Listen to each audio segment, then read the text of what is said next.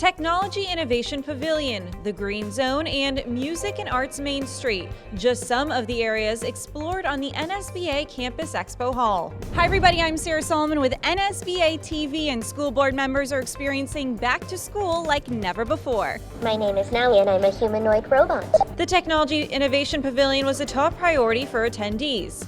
This is where emerging companies like Champions introduced new, game-changing products that can create a positive learning experience. We're showing how we integrate technology in our curriculum through robotics. So one of the features today is showing how young children are learning how to code and program technology in our before and after school programs. We're dealing with the Now robot by Aldebaran, which is one of the best humanoid robots on the market, and it's just a fantastic teaching tool because it grabs so much attention and interest.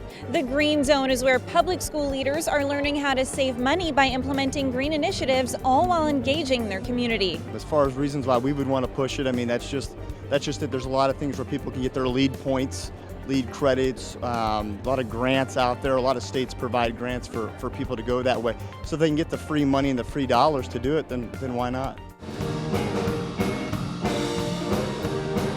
We hear it all the time. We must work to keep the arts in our schools.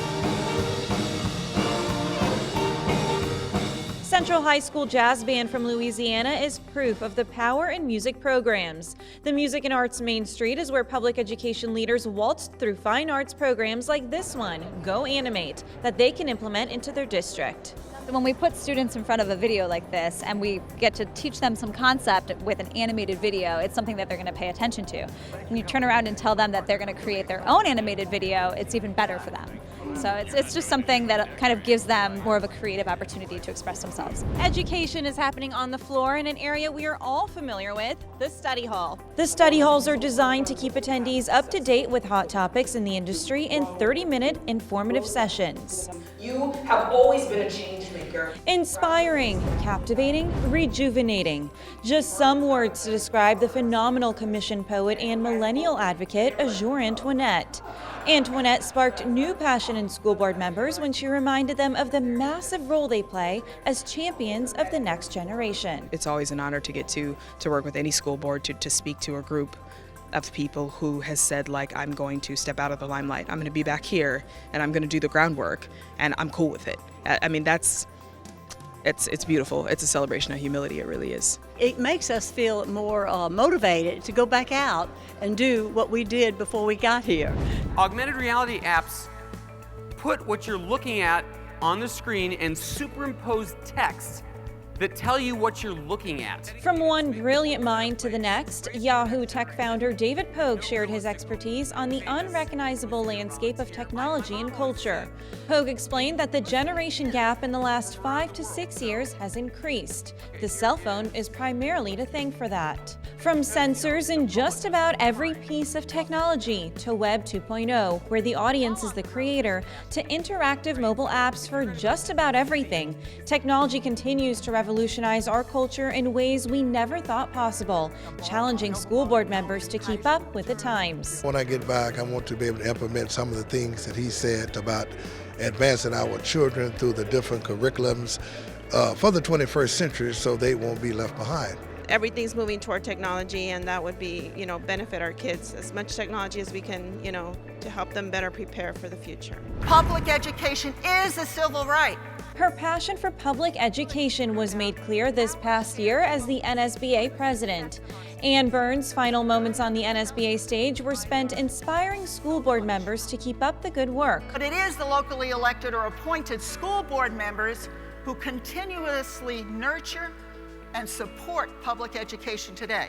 Byrne expressed her excitement for incoming President John Tuttle and assured attendees that Tuttle will take NSBA to new heights. America is changing. Named one of the 150 most influential African Americans in the U.S., Roland Martin is an advocate for education.